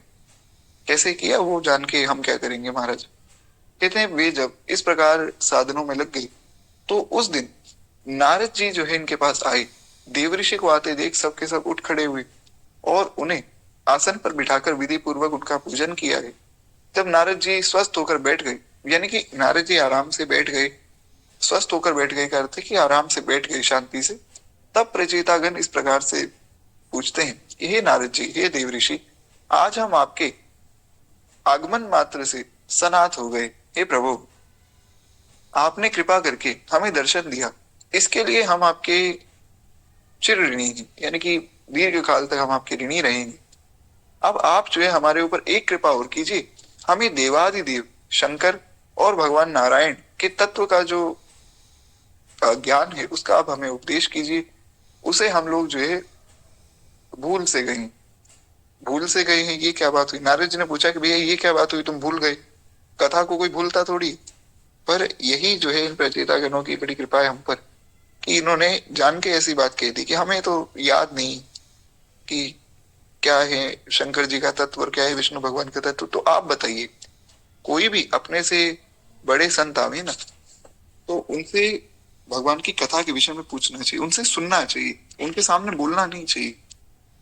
कोई भी संत, चाहे वे जो है मान लीजिए कोई बहुत वृद्ध व्यक्ति हैं और कोई संत उनके घर पधारे, संत हैं बड़ी छोटी आयु के, पर उन वृद्ध व्यक्ति को भी समझना चाहिए कि बड़ी शांति से वे सुने, क्योंकि व्यक्ति अपने ज्ञान से बड़ा होता है। तो इसलिए ये समझना चाहिए, कहीं भी आप जैसे वृंदावन जा रहे हैं, अयोध्या जी जा रहे हैं, जगन्नाथ जी जा रहे हैं, तो वहां कोई संत महात्मा मिले, कोई भक्त मिले भगवान के, तो उनको प्रणाम करके उनसे कथा सुनो, उनको बोलो नहीं, उनको ज्ञान नहीं देना चाहिए, उनसे भगवान की कथा सुननी चाहिए। क्योंकि संतों से जब हम सुनते हैं ना तो हमारा भाव और पुष्ट होता है। संतों का समय बड़ा ही मूल्यवान होता है, इसलिए उसको व्यर्थ की बातों में व्यर्थ ना करके उनके सामने चुप रहकर सुनना चाहिए। तो ये लोग शांत हो गए, बोले हमें तो कुछ याद नहीं है, नारद जी आप बताइए कि क्या तत्व है शंकर जी का और भगवान विष्णु का। कहते हैं उनकी इस प्रार्थना को स्वीकार करके नारद जी ने उन्हें आत्म तत्व का उपदेश दिया और भगवान तथा उनके भक्तों के अनेक इतिहास सुनाकर वे ब्रह्मलोक को चले गए। तदंतर वे प्रचेतागण भी देवऋषि नारद के मुख से भगवान के मंगलमय यश को सुनकर उन्हीं के चरणों का ध्यान करते हुए देव दुर्लभ गति को प्राप्त हुए। ऐसा जो है श्रीमद् भागवत महापुराण में इनकी कथा प्राप्त होती है। तो एक बार प्रेम से बोलिए भक्त वत्सल भगवान की जय। तो इस प्रकार से जो है हमारा ये प्रचेता गणों का भी प्रसंग यहाँ पूर्ण होता है। अब आगे श्री शत्रुपा जी का चरित्र है। शत्रुपा जी के बाद जो त्रय सुता है, त्रय सुता आकुति प्रसूति और देवहूति, इन सब का जो है प्रसंग आगे आएगा, जिसमें हम इनके विषय में भी सुनेंगे। और सुनीति जी का भी प्रसंग फिर आगे ध्रुव जी के प्रसंग में आ जाएगा। उसके बाद सती माता का चरित्र हमें मुख्य रूप से कल सुनना है, क्योंकि ये जो त्रय सुता है, आकुति प्रसूति और देवहूति, तो आकुति जी जो है इनका वर्णन 56 में यज्ञ अवतार के प्रसंग में आया था। अगर आपको याद हो तो हमने सुना था, कोई बात नहीं, याद नहीं है तो हम एक बार पुनः थोड़ा सा कल सुन लेंगे। प्रसूति जी का वर्णन 56 में दक्ष के प्रसंग में आगे दिया है। प्रसूति जी का वर्णन हम आगे सुनेंगे। देवहूति का वर्णन 56 में करदम जी के प्रसंग में आगे दिया है, तो ये भी हम आगे सुनेंगे। और सुनीति जी का वर्णन तो हम पहले सुन ही चुके हैं। सुनीति जी के विषय में तो आप सबको निश्चित रूप से याद होगा ही। ध्रुव जी की जो माता है सुनीति जी, उनका चरित्र तो निश्चित रूप से आपको ज्ञात होगा। तो सुनीति जी का वर्णन हम सुन चुके हैं, यानी कि आकुति जी और सुनीति जी का वर्णन हम सुन चुके हैं। प्रसूति जी और देवहूति जी का चरित्र आगे आएगा। तो हमें मुख्य रूप से आगे सती जी का चरित्र सुनना है। तो कल श्री शत्रुपा जी और समय रहा तो सती माता का चरित्र भी सुनेंगे। और एक बड़ी विशेष बात है, सती माता के चरित्र में प्रयास करेंगे कि रामचरितमानस की भी कुछ चौपाइयों का हम स्मरण कर ले। मानस जी तो महाराज अद्भुत है, तो उसमें से कुछ कुछ चौपाइयां जो इस प्रसंग में है वो भी हम श्रवण कर लेंगे। तो खैर एक बार प्रेम से बोलिए भक्त वत्सल भगवान की जय। तो इस प्रकार से जो है हमारी ये कथा यहाँ पूर्ण होती है। हम लोग दादा गुरुदेव भगवान की कथा में प्रवेश करें, केवल 2 मिनट भगवान नाम से कीर्तन करें। जय जय राधा वल्लभ श्री हरिवंश, जय जय श्री वृंदावन श्री वनचंद, जय जय राधा वल्लभ श्री हरिवंश, जय जय श्री वृंदावन श्री वनचंद, जय जय राधा वल्लभ श्री हरिवंश, जय जय श्री वृंदावन श्री वनचंद। बोले भक्त वत्सल भगवान की जय। तो इस प्रकार से जो है महाराज हम लोग कल वृंदावन समाराधन हम शुरू कर चुके थे। हमने सुना था कि महाराज जी किस प्रकार नैमिषारण्य में महाराज जी का जन्म हुआ, फिर काशी में सब शिक्षा हुई, फिर महाराज जी जो है काशी से बाहर गए, विंध्याचल में चले गए, फिर विंध्याचल से जो है अयोध्या जी आ गए, अयोध्या जी से फिर जो है आगे हनुमानगढ़ी की सेवा मिली, हनुमानगढ़ी की सेवा मिलने के बाद फिर कपिल आश्रम में गए, कपिल आश्रम से वापस लौटे तो फिर हनुमानगढ़ी की सेवा मिली, फिर कपिल आश्रम गए, उसके बाद पुनः अयोध्या जी लौट आए, फिर गुरु आज्ञा से गोवर्धन में निवास किया है महाराज जी ने। गोवर्धन में सारी लीलाएं हम सुन चुके। इतना सब सुनने के बाद अब हम जो है वृंदावन समाराधन में पहुंचे। श्री वृंदावन में किस प्रकार महाराज जी का निवास हुआ और यहाँ क्या क्या दिव्य लीलाएं हुई वो हमें सुननी। तो हम कल परम पूज्य पंडित श्री जगन्नाथ प्रसाद भक्तमाली जी महाराज का चरित्र सुन रहे थे। श्री पंडित जी महाराज का चरित्र बड़ा अद्भुत है महाराज, इसको बड़े ध्यान से जो है सुनना चाहिए, क्योंकि भक्तमाल जगत के जो प्रणेता है वो श्री पंडित जी हैं। पंडित जी की कृपा से ही भक्तमाल जो है बड़ी सुलभ हो गई, क्योंकि पंडित जी सबको भक्तमाल पढ़ाते थे। तो हम सुन रहे थे कि महाराज श्री पंडित जी महाराज जो है, आज जितने भी भक्तमाली है ना, भक्तमाली कौन, जो भक्तमाल की कथा करते हैं उनको भक्तमाली कहते हैं। तो जितने भी भक्तमाली हैं वो कहीं ना कहीं श्री पंडित जी के ही शिष्य या परशिष्य हैं, या तो शिष्य होंगे उनके या उनके शिष्यों के शिष्य होंगे। तो इस प्रकार से पंडित जी की बड़ी कृपा हम सब पर भी है कि भक्तमाल इतनी सुलभ उनकी कृपा से हो पाई। तो इनका जन्म जो है चाचोड़ा नाम के एक गांव में हुआ था। गौड़ ब्राह्मण कुल में जो है आपका प्राकट्य हुआ। बाल्यकाल से ही आप बड़े ही गंभीर स्वभाव के, भक्त बड़ा गंभीर होता है, जहां कहीं जो भगवान की कथा होती वहां जाकर प्रेम पूर्वक बैठ जाते और श्रवण करते, कीर्तन के अवसर पे कीर्तन करते, तन में होकर नाचते और खूब जो है नाम जप करते रहते, कथा में बैठे बैठे नाम जप करते रहते। ये बड़ी विशेष बात है, क्योंकि अगर जो है आप नाम जप भी कर रहे हैं और कथा भी चल रही है तो आप कथा में बैठकर भी नाम जप कर सकते हैं। ऐसा विधान जो है संतों ने बताया है। तो ये वहां बैठकर नाम जप भी करते, कीर्तन होता तो कीर्तन में महाराज नाचते भी खूब प्रेम से। तो भागवत जी के श्लोकों को ये लिखते रहते थे, भागवत जी के श्लोकों को लिखते फिर उनको याद करते। तो पंडित जी की जो माता जी थी वे बड़ी भक्तिमती और साहसी थी। उनके विषय में भी हमने कल सुना था कि किस प्रकार एक शेर उनके सामने आया, वे शेर से डरी नहीं बल्कि शेर को उन्होंने डरा दिया। तो ऐसी जो है पराक्रमी आपकी माता जी भी थी। कहते पंडित जी की प्रारंभिक शिक्षा आपके गांव में ही हुई, उसके बाद फिर जो है मिडिल कक्षा उत्तीर्ण करके फिर आप उसी गांव में उसी स्कूल में जिसमें पढ़ते थे उसी में अध्यापक बन गए। और हमने ये भी सुना था कि महाराज जी के एक मौसेरे भाई थे जिनका नाम था श्री लक्ष्मण दास जी। लक्ष्मण दास जी जब भी चाचौड़ा गांव में आपसे मिलने आते तो लक्ष्मण दास जी वृंदावन के विषय में बताते, क्योंकि लक्ष्मण दास जी वृंदावन में रहते थे। तो वे वृंदावन के रसिक संतों के विषय में, वृंदावन की लता पताओं के विषय में, वृंदावन की कुंज गलियों के विषय में, वृंदावन के वंशी वट के विषय में, यमुना महारानी के विषय में, मंदिरों के विषय में सब बात बताते। तो श्री पंडित जी महाराज का एक सहज आकर्षण हो गया था वृंदावन के प्रति। तो आशा करता हूं कि आप लोगों को ये कथा जो है याद होगी, क्योंकि विशेष रूप से हमने कल यहाँ तक की कथा हम लोग कल जो है श्री पंडित भक्तमाली श्री जगन्नाथ प्रसाद जी के विषय में कल हमने यहाँ तक की कथा सुनी थी। अब हम आगे बढ़ते हैं और आज जो हमारा कथा का मुख्य प्रसंग है उसमें हम प्रवेश करते हैं। कहते हैं पाठशाला में पंडित जी का अध्यापन कार्य भी बड़ा निराला था। क्यों? विद्या का वास्तविक लक्ष्य भगवत प्राप्ति है, ऐसी सजगता रखने वाले गुरु भला किस विद्यार्थी को मिलेंगे। और ऐसे कौन से गुरु होंगे जो आपको भगवत प्राप्ति की शिक्षा देते हो? ऐसे बड़े दुर्लभ महाराज कोई टीचर होते हैं। सब पढ़ा लेते हैं लेकिन पढ़ाई से कोई विशेष रूप से लाभ थोड़ी हो जाएगा। भगवत प्राप्ति तो महाराज भजन से होगी। तो ये पढ़ाते भी थे बच्चों को और साथ में भगवान के विषय में भी बताते थे, भजन करने की शिक्षा भी देते थे ताकि उनको भगवत प्राप्ति हो। ये बड़ी विशेष बात है। मैं तो कहता हूँ सब स्कूलों में जो है संतों के विषय में पढ़ाया जाना चाहिए, क्योंकि अभी जैसा हमने सुना, ऐसे भय तो कहा तुलसी जो पे राजीव लोचन राम न जाने। कोई पढ़ लिख के बहुत समझदार बन गया तो उसका क्या लाभ है? भगवान को नहीं जाना तो बेकार है उसका जीवन। तो सब संतों के विषय में जो है पढ़ाया जाना चाहिए। जैसे अभी भी पढ़ाया जाता है, श्री मीराबाई के विषय में क्लास 9th में हमें पढ़ाया गया था। तब से मीराबाई के पद के विषय में दास को पता लगा, बड़े अच्छे लगते थे मीराबाई के पद।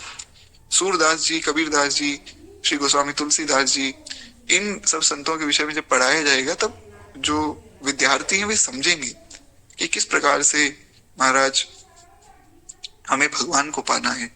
खैर भगवान कृपा करेंगे तो ये सब विधान भी होगा। क्योंकि मैं तो सोचता था जैसे इंग्लिश लिटरेचर है तो उसमें क्या बहुत सी कहानियां आपको पढ़ाई जाती कि अमुक व्यक्ति के साथ ऐसा हुआ, फिर उसमें प्रश्न पूछे जाते हैं कि वो क्या था। तो मैं सोचता था कि भाई इसमें भगवान की कथा डाल दो, किसी भक्त का प्रसंग डाल दिया, उसमें से प्रश्न पूछ लिया, वो भी अच्छा हो सकता है। खैर ये सब भगवान की लीला है, भगवान जाने। हम आगे बढ़ते हैं। कहते महाराज इस प्रकार से पंडित जी जो है सब विद्यार्थियों को खूब सुंदर भजन की शिक्षा भी देते। निर्धारित विषयों को पढ़ाने के साथ साथ आप उन्हें भगवान की कथा भी सुनाते और साथ में विद्यालय का समय समाप्त होने से पूर्व विद्यार्थियों को नेत्र बंद करा के प्रभु का ध्यान कराते।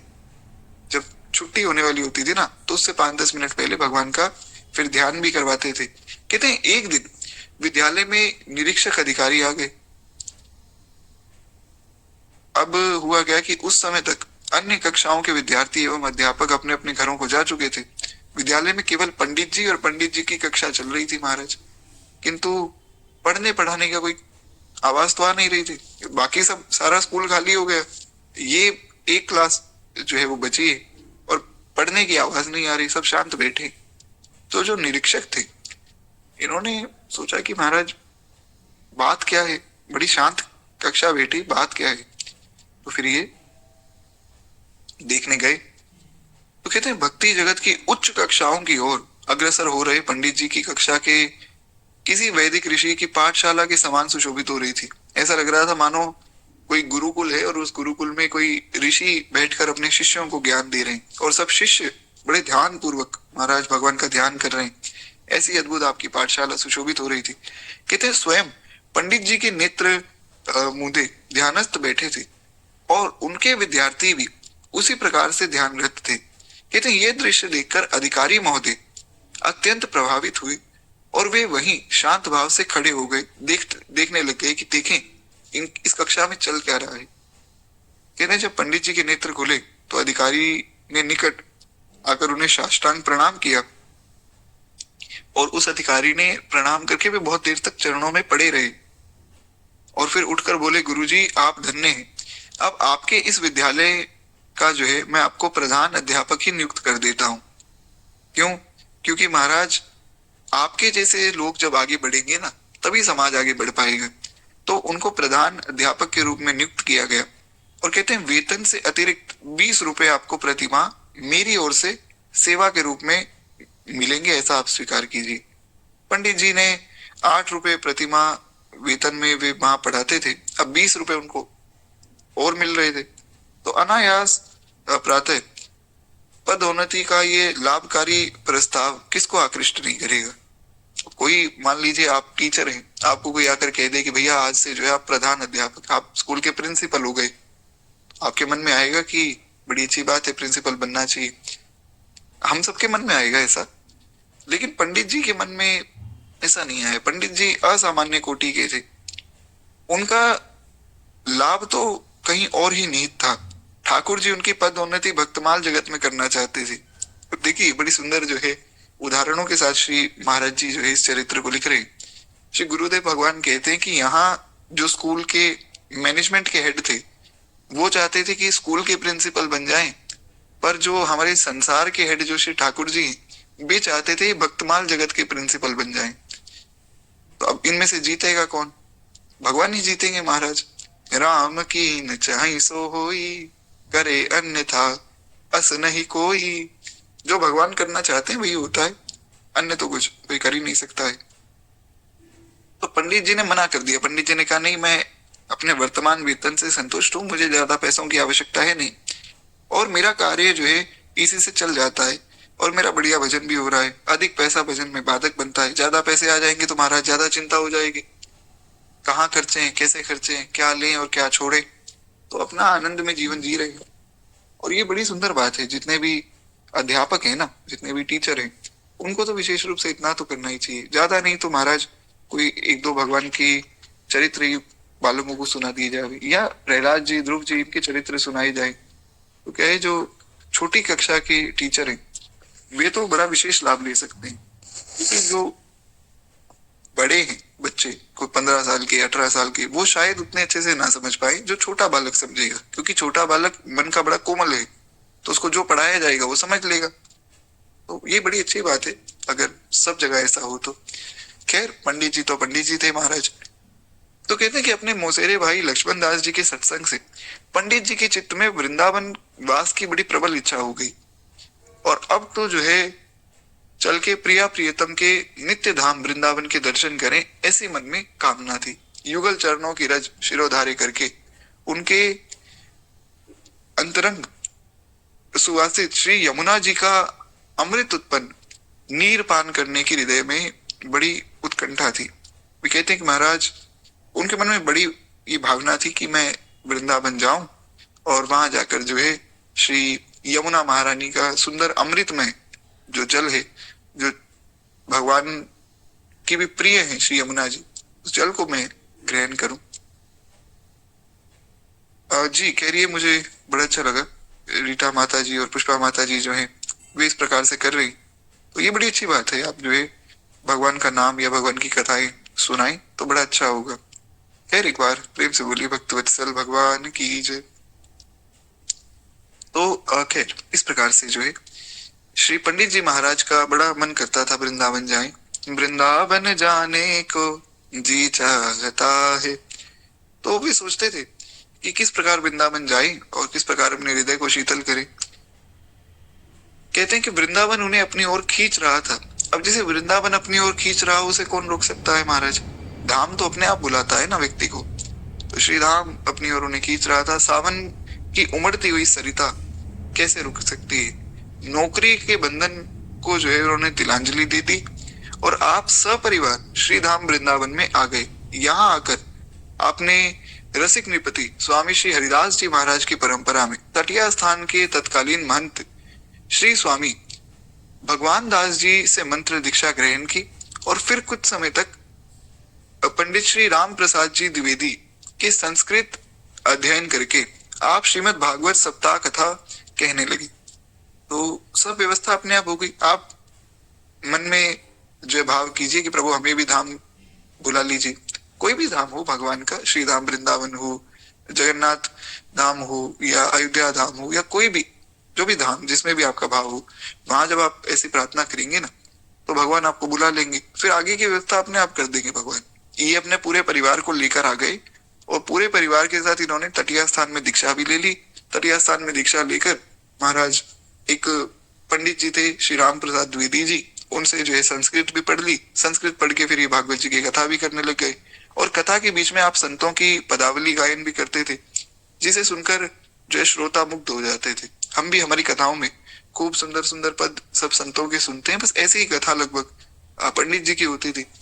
तो कहते हैं वृंदावन आने के प्रायः 3 वर्ष के पश्चात आपने जो है टोपी कुंज के पूज्य महंत श्री माधव दास जी महाराज से भक्तमाल ग्रंथ की विधिवत अध्ययन किया।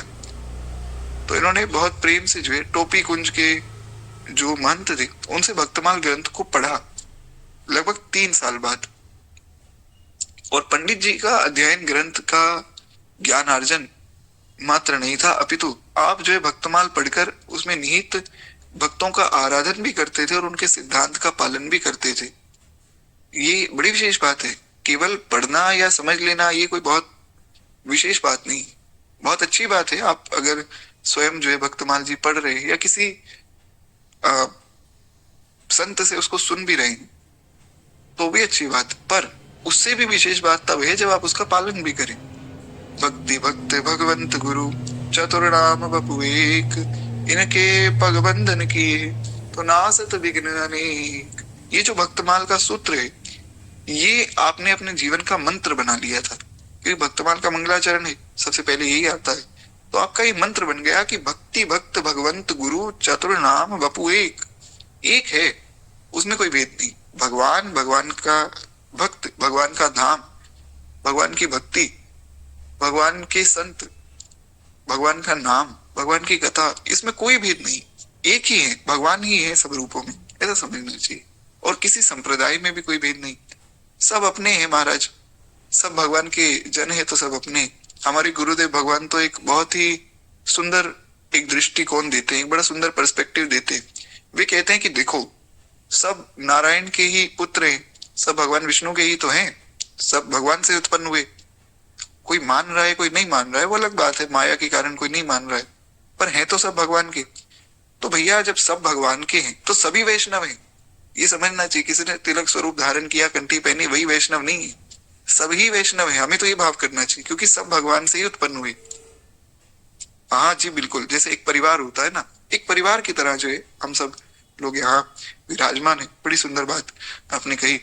तो इस प्रकार से पंडित जी ने भी मन में ये भावना बना ली कि भैया भक्ति भक्त भगवंत गुरु चतुर्नाम बपु एक।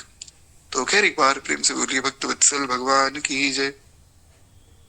तो इस प्रकार से कहते हैं अब आपने पिपासु प्रेमी भक्तों को श्री भक्तमाल कथा रस का पान कराना प्रारंभ किया। यानी कि जो खुद तो इन्होंने पढ़ ली थी भक्तमाल, अब जो पढ़ना चाहते थे, जिनके मन में बड़ी उत्कंठा थी, तो फिर उनको भक्तमाल पढ़ाते थे।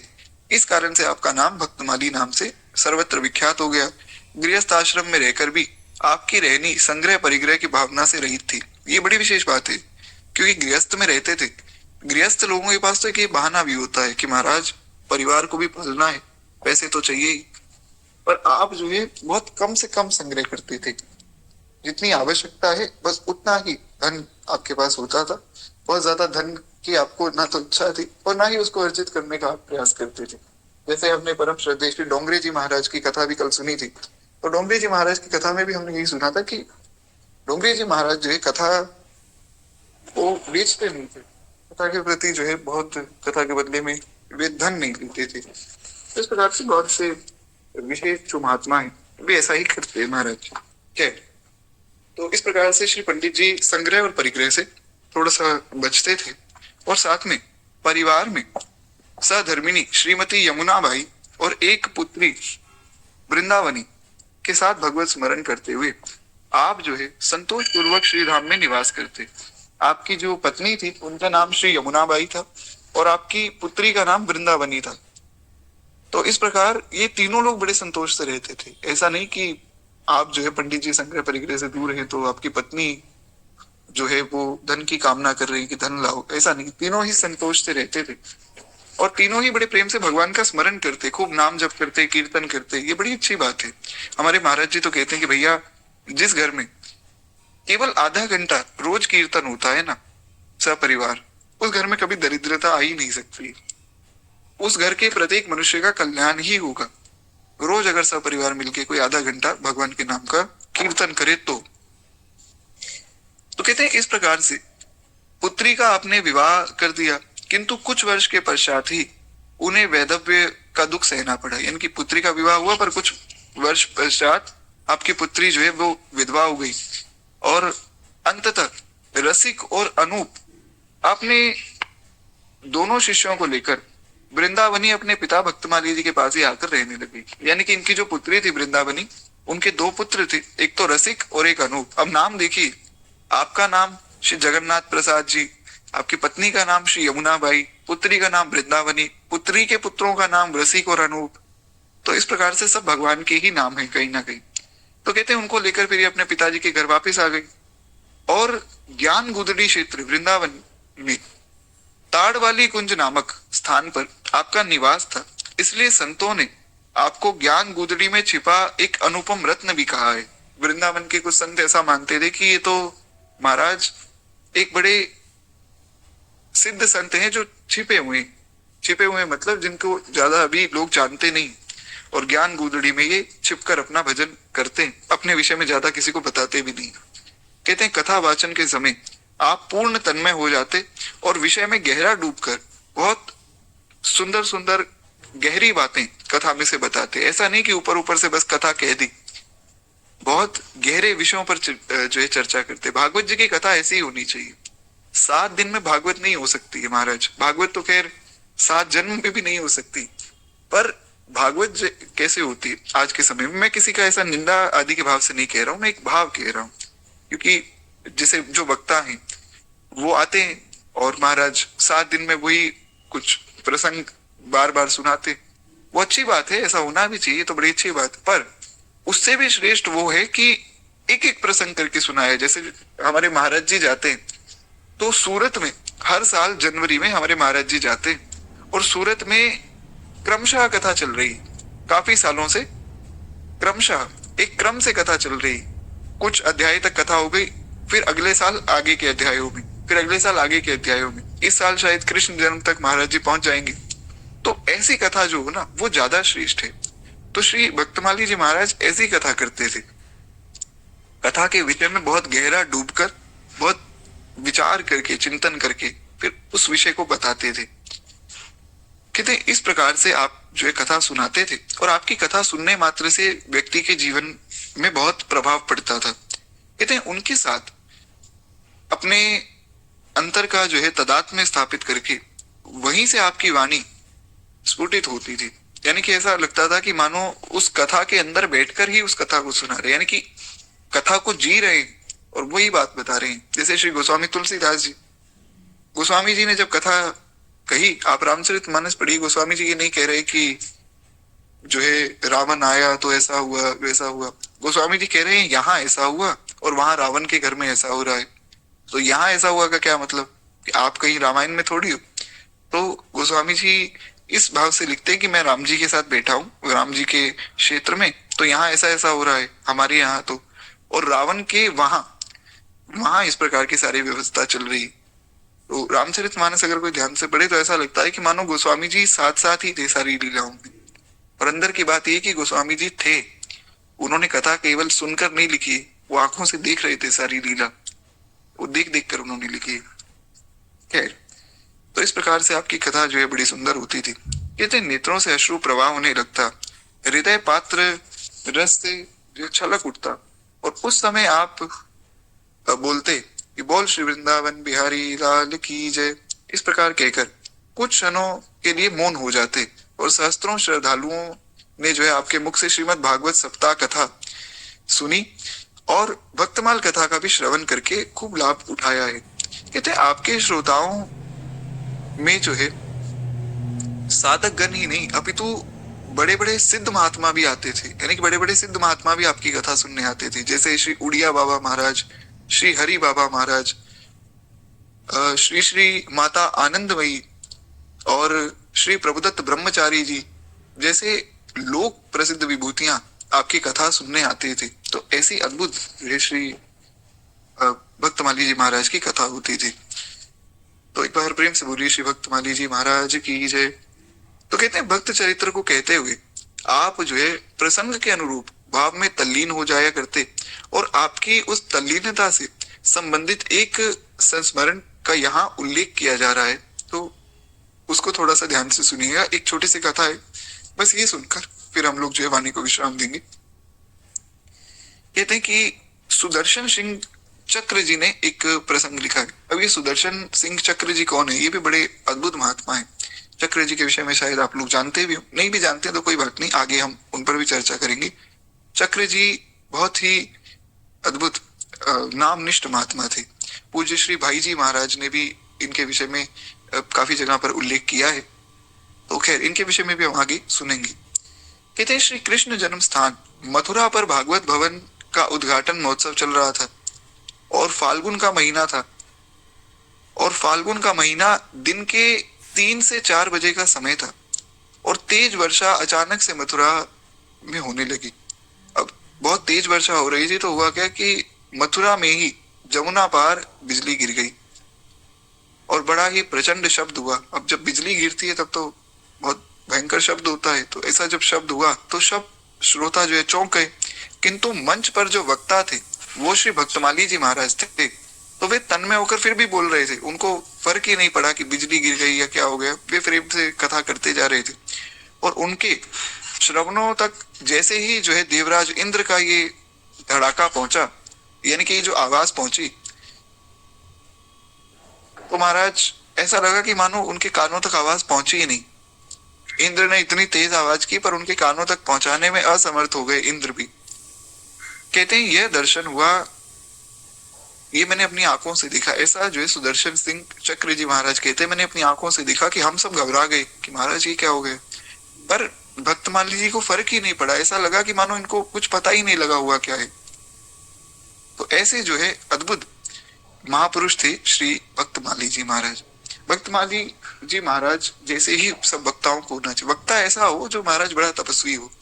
श्री चंद्रशेखर बाबा हमारे ब्रजमंडल की विशिष्टतम विभूतियों में से एक, जिनकी कथा मैंने आपको परसों सुनाई भी थी।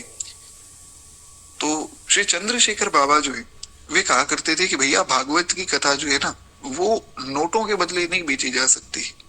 भागवत की कथा तो ऐसी कथा है कि देवता स्वर्ग से अमृत का कलश लेकर भी उतर आए ना सामने और कहें कि ये अमृत का कलश ले लो कथा के बदले, तो वक्ता इतना तपस्वी हो कि उस अमृत के कलश को भी ठोकर मार दे कि नहीं चाहिए, ले जाओ वापस। ये कथा ऐसी है। कथा तो महाराज अमृत से भी ऊपर, कथा तो कथा है भगवान की। तो इस प्रकार से भागवत जी की, भक्तमाल जी की, रामचरितमानस जी की जो भी भगवान की कथा हो वो ऐसी है। तो वक्ता को बड़ा तपस्वी होना चाहिए। वक्ता इधर उधर की बातों में ध्यान देने लग जाएगा तो फिर वो कथा कब करेगा महाराज। तो इसीलिए विशेष रूप से जो है कथा बड़ी सावधानी से सुननी भी चाहिए और उससे ज्यादा सावधानी से सुनानी चाहिए। आप मान लीजिए बड़ी सावधानी से सुन रहे हैं और वक्ता जो है वो बैठा कुछ व्यर्थ की बातें कर रहा है या इधर उधर देख रहा है, तो आप चाहे कितने भी सावधान हो आपको कथा में रस नहीं मिल पाएगा। तो इसलिए जो है श्री भक्तमाली जी महाराज बड़े प्रेम से कथा सुनाते थे। कहते हैं भक्तमाली जी की उदारता एवं निर्लोभता के एक उत्तम उदाहरण थे। बिल्कुल मन निर्लोभ और उदार भी थे। ये तो अभी हमने सुना।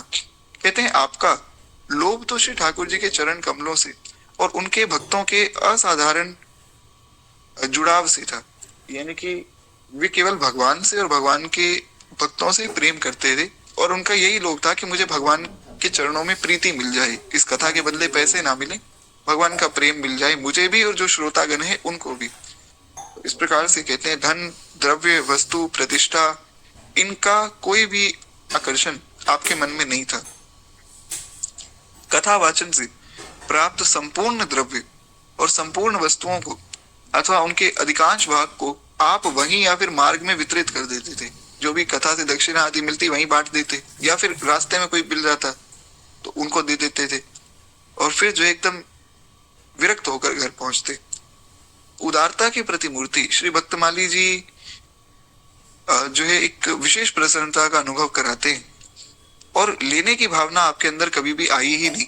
एक बार कथा वाचन से प्राप्त फलों की टोकरी, जिसमें कुछ पात्र तथा चांदी के पंच पात्र भी थे, आप जो है रिक्शा वाले को ही देकर वापस आ गए। रिक्शा में रखे हुए थे, कथा में दक्षिणा मिली, चांदी के बर्तन भी थे उसमें, तो आपने उस रिक्शा वाले के रिक्शा में ही रख दी कि भैया इसको जो है आप अपने घर में इस्तेमाल कर लेना और ये आप ले जाओ। और रिक्त पानी होकर, रिक्त पानी मतलब खाली हाथ, पानी मतलब हाथ, तो रिक्त पानी होकर घर पहुंच गए।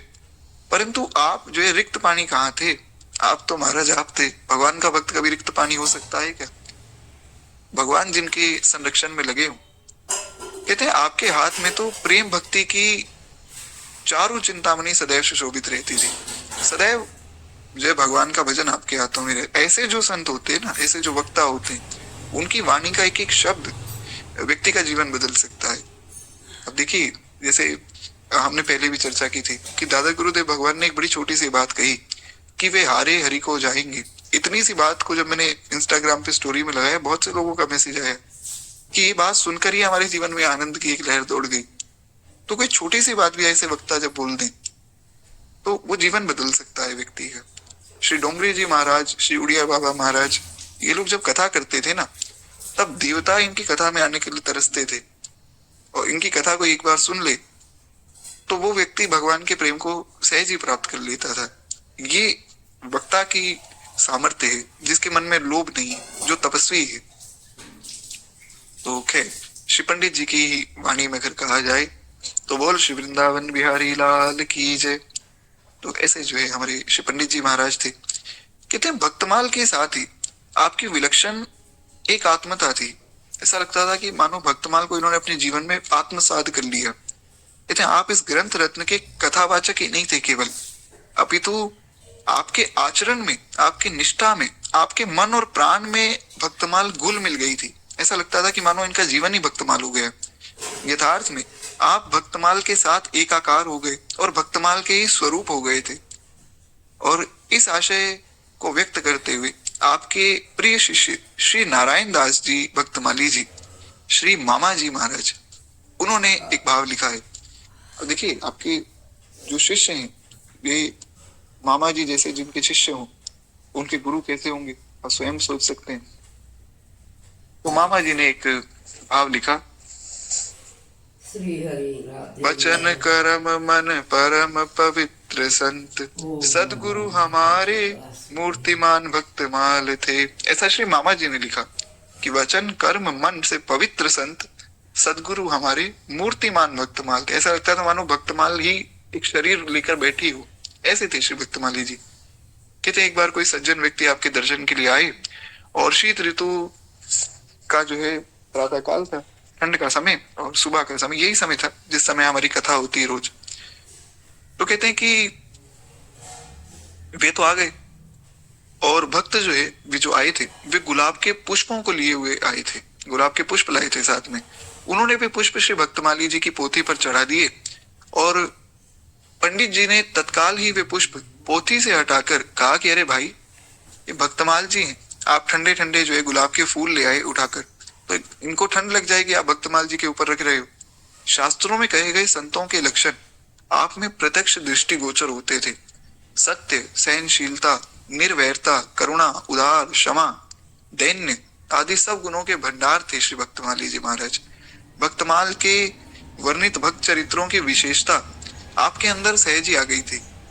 जो भक्तमाल में जितने चरित्र थे ना, उनमें जिन जिन भक्तों की जो जो विशेषता थी, आप में सहज ही आ गई थी। कहते हैं सहनशीलता से संबंधित एक उनकी घटना भी है। वो घटना हम कल की कथा में सुनेंगे, क्योंकि क्या है, अभी मेरे पास थोड़ी सी बैटरी की भी कमी, आज वाणी को यह विश्राम देंगे, और कल जो है फिर हम लोग उस घटना से आगे हमारी कथा को बढ़ाएंगे, और भक्तमाल जी की कथा में शत्रुपा जी और सती जी का चरित्र हमें सुनेंगे। आज वाणी को ही विश्राम देते हुए केवल 2 मिनट प्रेम से भक्तमाल जी की आरती करें। एक बार प्रेम से बोलिए भक्तवत्सल भगवान की जय। इस धन्य नाभा भारती की आरती आरत हरे। इस धन्य नाभा भारती की आरती आरत हरे। ये भक्त भगवत की कथा सब विश्व का मंगल करे। इस धन्य नाभा भारती की आरती आरत हरे। नर जाति जब माया विवश अज्ञान तम में पग गई। जन भारती आभा तभी जग जग गई जगमग गई। अज्ञान माया मोह तम की काली माँ कलई धुली। सत प्रेम समता सत्य सुख शुचि कंज कलिकाई किली। उलूक कल कलिमल सकल उड़गन प्रभात हो गई। तब सब पथिक सुंदर सुखद हरि भक्ति पथ को पा गई।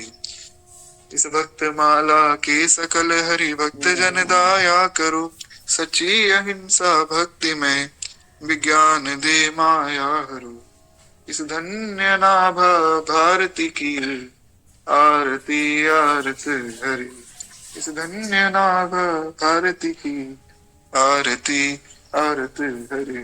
बोले भक्तवत्सल भगवान की जय। बाल कृष्ण लाल की जय। उमापति महादेव की जय। श्री सदगुरुदेव भगवान की जय। सब संतन की जय, सब भक्तन की जय, आज के आनंद की जय। श्री भक्तमाल भगवान की जय। जय जय श्री सीताराम, जय जय श्री राधे श्याम। नमः पार्वती पतये, हर हर महादेव शंभो।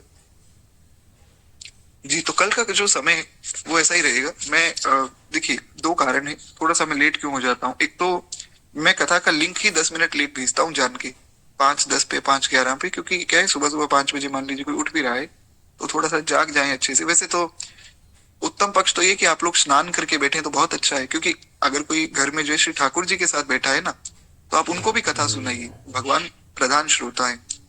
लेकिन ठीक है अगर आप जाग भी रहे ये भी बहुत बड़ी बात है। तो 10 मिनट तो वैसे मैं लेट हो जाता हूँ। थोड़ा क्या है कई बार मंदिर में मुझे ध्यान नहीं रह पाता है समय का, तो इसलिए अगर कुछ थोड़ा 5-10 मिनट आगे पीछे हो जाए तो मैं क्षमा प्रार्थी हूँ। बाकी समय यही रहेगा हमारा 5 से लेके 5:10 के बीच में। कोई प्रश्न किसी का हो तो हम व्हाट्सएप आदि पर चर्चा कर लेंगे। अभी के लिए आप सबसे आज्ञा चाहूंगा। श्री सीताराम, श्री राधेश्याम।